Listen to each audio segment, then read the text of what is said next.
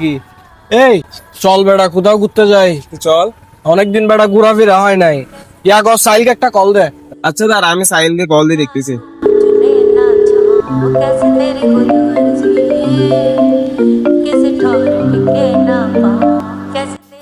হ্যাঁ বন্ধু বল না। সাহিল কই তুই ভাইয়া? আমি তো গেছে।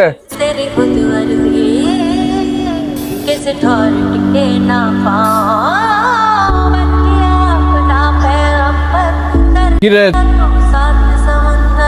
তুই এখানে গ্যারেজে কাজ করোস, আমাদের কিছু জানাস নাই, আমাদেরকে বলবি না?